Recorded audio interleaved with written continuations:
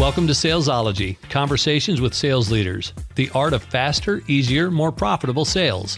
When you're ready to transform your sales for today's transforming market, we've got you covered with your host, the queen of cold calling and founder of Salesology, award-winning author, speaker, sales trainer, and coach, Wendy Weiss. Hi, welcome to Salesology, conversations with sales leaders, the art of faster, easier, more profitable sales. And I'm your host, Wendy Weiss. I am the founder of Salesology and creator of the Salesology prospecting method. And I'm also known as the queen of cold calling.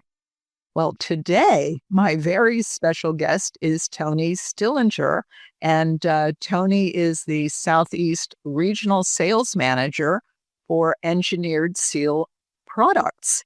And Tony has been in the seal and gasket business for 37 years. He started off in production and quality, and then he moved into sales in 1997. And he learned pretty quickly that in order to be successful in a sales role, you need to have self-motivation, you need to be competitive, you need to be reliable, and you need to be a great listener. And he has worked for a multi-billion-dollar giant in the industry. He's also worked for a small distributorship. And Tony has found that sales leadership gives him enormous satisfaction. He loves coaching and talking sales strategy, and he gets more enjoyment from his team's success than from his own. And his current position with Engineered Seal Products, he was tasked with finding acquisitions, building a sales team, and guiding that team towards acquiring new business. And Tony loves what he does, and he also loves the company that he works for. So welcome, Tony. Thank you, Wendy. I appreciate you having me on your podcast today. Yeah, no, I am so happy that you are here. And we're going to talk about business development and prospecting, one of my favorite topics. But first, let's go back to the beginning. And tell us all, how did you get into sales? How did you end up in Engineered Seal Products? What's the backstory? Well, as you mentioned in the introduction, I started off in production and quality for a small company in North Carolina, a Southern Rubber Company. It's in Greensboro, where I was born and raised. Actually, I was second generation to work there. My grandfather worked there prior to me going to work there. So that's how I ended up there. Didn't go to school or college straight out of high school. I ended up going at night, and my goal was to get into sales, but I had to finish my degree before I could begin that journey. So it really was a good education for me to do production and quality, because I learned a product that I was going to eventually go out there and talk to my customers about. I didn't have an engineering degree, but what we do is very engineer driven. So it's very important to be able to understand the product and applications. So that was a good training ground for me, so to speak. And then once I got into sales, I just found I really enjoyed it. I didn't know if I would or not. I felt like I would. At early age, I felt like I was more of an introvert than an extrovert, and thought I would need to be an extrovert to be successful in sales. But I learned that you don't always have to be the extrovert to be successful. That really a big part of what you're doing is listening to the customer and finding out what their pain is, and really comes down to making their life easy, I believe, is what we all want out of life. It's so I learned that early on, and as you mentioned, I worked for a few companies, including a large multi-billion-dollar company of this industry. And how I ended up at Engineered Seal Products is a pretty cool story. I went to work with a friend of mine, and I was managing a small distributorship that he had bought. We were very small, and one morning he surprised me and said he wanted to sell the business. So, and he wanted me to sell the business for him. the plan was for me to stay on board with him because he had a sister company that sold to the cargo trailer market. And so that was the original plan. So I went out and networked with business owners that I knew. And one of the gentlemen I reached out to was Jeff Hamilton, who is the president, CEO of Engineer Seal Products. And he and I met, and he was very interested in purchasing the company, but there was another company that had already made an offer, and the owner ended up accepting their offer. So Engineer Control Products was not able to purchase the company I was working for, but the owner had mentioned to me that if I decided I wanted to get back in this business, reach back out to him because he would be interested in talking to me about coming on board with him. He felt like the Southeast offered a lot of growth opportunity. I wanted to acquire some companies in the Southeast, so that would be part of my role. Wanted to build a sales team, that would be an additional part of my role. And then just really building that team and going out and finding new business. So, you're known for cold calling, and that's what we've been doing a lot of the last 2 years is cold calling and prospecting. We did acquire, ironically, talk about going full circle, we ended up acquiring Southern Rubber last February, the company that I originally worked for.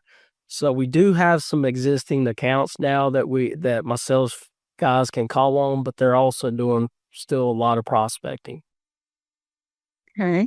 Well, first of all, I do have to say that I love what you had to say about being an introvert because I am also an introvert. And so for all of our listeners today that think you need to be an extrovert or you need to hire extroverts to have a successful sales team, Tony and I are here today to tell you that is not true because we are both introverts. And the other thing I wanted to comment on is so you had no background really in finding companies to acquire, and yet you just went out and did it. Correct. Yeah. Because the figures that all them up. Yeah, yeah. Being in this business for 37 years, as you mentioned, again in the introduction, and even though I still consider myself an introvert, I'm not as much of an introvert as I once was.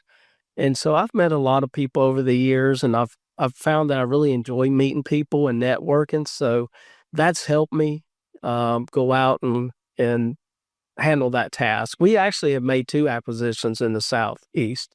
One was a little bit smaller, but and we're still looking for more. That's still part of my responsibilities to go out and find some additional acquisitions for us to make. Okay. And so you had said the way you go about finding these acquisitions is through cold calling, and also you have a team. I believe you had previously told me you have 3 salespeople, and they are cold calling.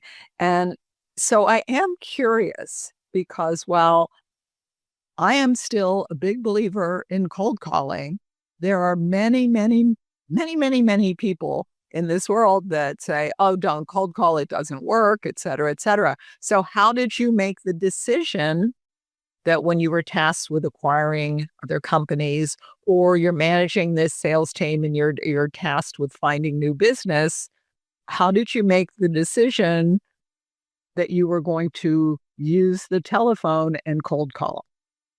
Well, as far as acquisitions go, I'm actually the only one on my team that's looking for acquisitions. The sales team that I have, they're out there trying to sell the product that Engineer Seal Products offers, which is seals, gaskets, O-rings.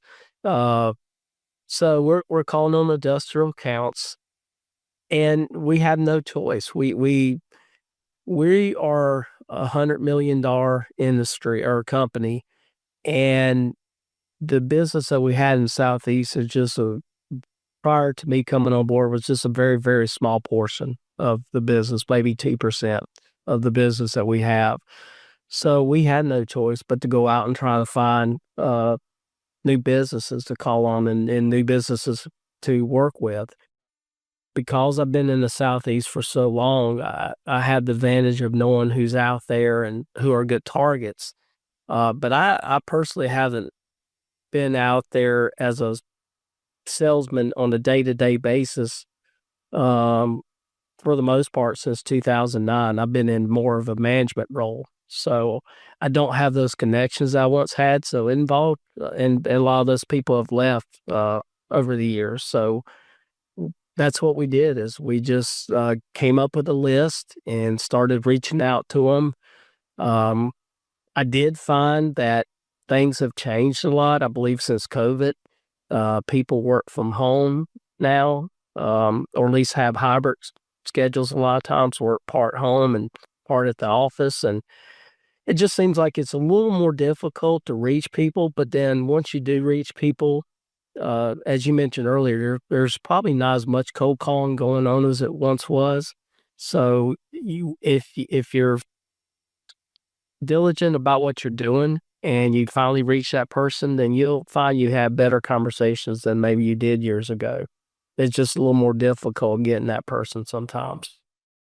I think that is very true. And, years ago, when you reach a decision maker, you might hear, do you know how many salespeople called me today? But I can pretty much guarantee that you people don't hear that much because a lot of nobody is using the phone the way they used to, which leaves an opening for your team. It does. It really does. And we've had some success. We brought on some new accounts. I always would like to have more, and I truly believe in the team that we have, and I believe we will have more. It just takes a little bit of time when you're building a new territory from scratch, so to speak. Yeah. But it's a good challenge, and I like challenge. I'm very competitive, and I do like a challenge. So I'm curious what you find because things have changed, in terms of managing your team that's doing cold outreach. What have you found that works really well? And what have you found that maybe doesn't work quite so well anymore? Or doesn't work the way it used to work? Well, I think one thing you got to do, you definitely got to do a little bit more coaching. Coaching is very important because it's easy to get frustrated. It's easy to feel like your efforts are, not producing what you would like for them to because you're calling, and you're calling, and you're calling, and it's just difficult sometimes, like I mentioned earlier, to catch somebody on the phone. So I have to encourage them to try different times of the day, try different tactics. I have daily calls with them just to really encourage them on what they're doing and let them know that if it was easy, then everybody could do that job. It's not easy being a salesperson. You got to have thick skin. It's kind of like a baseball player. At bat, if they're hitting 300 or 400, they're really doing good. So that they don't hit all their the baseballs that come towards them, or a basketball player doesn't hit all of the shots. So it's the same with sales. You're not going to make every sales call that you attempt to make, but you keep going. And then it's just really just encouraging them that they're doing a good job and keep up the good work. And then I try to use also some stories that I've had in the past. I had one good example of calling on a customer, and he told me, "Well, I appreciate you coming in, Tony, but I have to buy from France because we're a French company and I can't buy from you." But he kept my line card, he kept my business card, and this was actually a cold call I made many years ago. And 6 months later, he called me up and he said, "Hey, Tony, things have changed. I can now buy from you. Come back in, let's talk." And that ended up being about a $50,000 a year account. That, the initial meeting I had, I walked out, honestly, a little depressed. I was like, man, that was not a good call. So you just never know. Yeah, that's a wonderful story. And you do kind of when you're cold calling, you do kind of have to play the long game. Um, and so I'm curious in terms of, because you were tasked with building the sales team. So I'm assuming that means you started from zero. They hired you and you then had to hire salespeople. Correct. That's correct. So what is your process for finding, training, keeping great salespeople that are willing to pick up the phone and talk to people they don't know? Well, as I mentioned earlier, what we do is a very engineered product. It's a very inexpensive product. Usually it's one of the least expensive parts and a component. But it's very critical. The best example I can use is the space shuttle Challenger, where it blew up.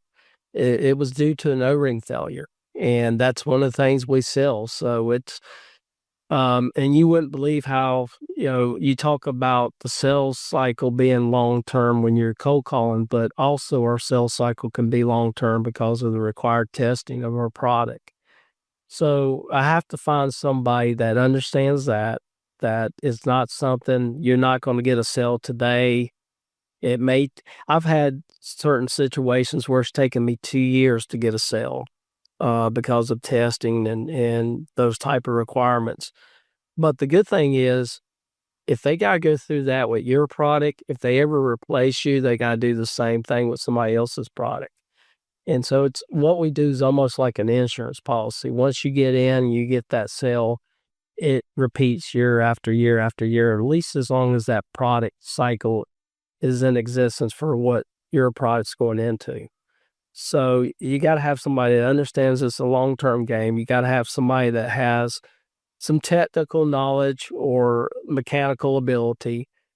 And ideally, you try to look for somebody that's had some experience in this industry. So that's really what I go out and look. I look on LinkedIn. I join with people that are in my industry, link in with them. Again, going back to networking and reach out to somebody and say, hey, are you happy where you're at? If not, then I'd like to talk to you. And then when I do talk to them, I want to make sure that they have that hunting mentality, because for us, you've got to have that in our territory. It's not account management, at least not at this point, and I don't ever see it be that way because we're a company that's about growth. And so we got to always have somebody that's a hunter being in our sales roles.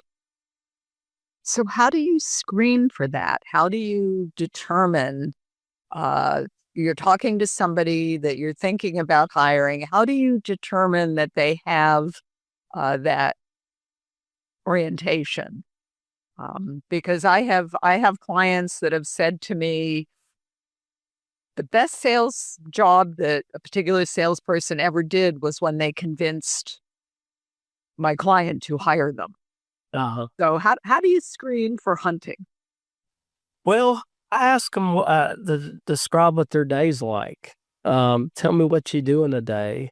Tell me what you do in a week. Tell me how you plan things out. I want to know how they make their sales plans. And I may even role play with them. Have them call me, pretend they're calling me up and I'm a customer and walk me through what you would do if I'm a prospect. I think role playing is very helpful when you're interviewing with somebody to get an idea of what they would be like in front of a customer. And when you're interviewing for a sales position, there's nothing wrong with that. Now, engineer sale products, we do have some tests that we do with an applicant. It's pretty standard test that a salesman would take to just see how well they would fit in that role. But I think role playing during the interview process is one of the best methods to determine if they are a good fit or not. And they can fool you. I've been in sales management since 2009, and I'm not gonna say every hire I've made's been a good hire. We all make mistakes and we learn from those mistakes. So what are some of the mistakes you've made and what did you learn? Well, I interviewed a person one time many years ago, and this person had all the right skills. In fact, I think they could have been a fantastic salesperson. Could have been one of the better ones I ever had. They had all the right skills. One thing they did that I really haven't seen done before, or not much of it done before, and I try to coach them this now, is they would ask for the appointment when they were in there seeing the customer, their next appointment. I thought that was a good skill to have. Problem is, they had some things that they were doing outside the job that interfered with the job. And so I've learned to find out a little bit more about their hobbies and what they enjoy doing. This person, it turned out, had a gambling problem. And fortunately, I've caught on pretty quickly. They lasted 3 months, so it wasn't a long-term employment. But maybe I could have asked some more questions about their hobbies and what they do with their free time. So that was a lesson learned. But they interviewed well. They had the right skills. Obviously, I was not the only person to interview them. The team felt like they would be a good fit, and they just didn't turn out to be that good fit that we were hoping for. Well, that's always disappointing when that happens, but I'm giving you a virtual gold star for pulling the plug fairly quickly. Yeah, I didn't have no choice, and that didn't go well either. That's a whole nother story that I won't get into. But they seemed surprised, which I'm not sure if they really were surprised or not, or if that was just their way to react. But it was very disappointing, actually, because I really wanted, anybody I hire, or anybody that works for me, or anybody that I work with, I want them to do well. As you mentioned earlier, I get a lot of enjoyment out of seeing people be successful, and I care about people, and I cared about this person because I hired them. I wouldn't have hired them if I didn't care about them, and it really disappointed me to have to let them go, and it really it hurts. I mean, it really hurts to have to do something like that. It's not what I want to do, and I wish things could have been different. Yeah, it's very hard. It is. It's very hard on everybody when you have to do that. So this has been great, Tony. A lot of really good information about building a team and acquiring companies. So people want to connect with you. Where can they find you? The best place to find me would be LinkedIn. Okay, and actually, that's where I found you. It is. That's how we met. Yeah. That's how we met. And if you want to connect with Tony, the link to Tony's LinkedIn profile is in the show notes. So as soon as you finish listening to this podcast, then go to the show notes, click on the link to Tony's LinkedIn profile, connect with Tony. You will be glad that you did. And thank you, my audience, for listening to Salesology, Conversations with Sales Leaders, with my very, very special guest, Tony Stillinger. He is the Southeast Regional Sales Manager of Engineered Seal Products. And if you found value in listening to today's podcast, then please think about one sales leader, one business owner, one entrepreneur, one sales manager, somebody that you know that you think might also find value in listening to this podcast. And please do share the link with them. And until we meet again, visualize yourself surrounded by cash, really large bills.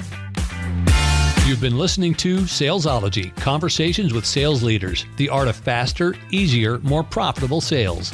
Be sure to follow so that you don't miss a single episode. And while you're at it, please leave a rating and review, and be sure to share it with your friends. Tune in every week for more exciting insights and wisdom on transforming sales. And until next time, visualize yourself surrounded by cash, very large bills.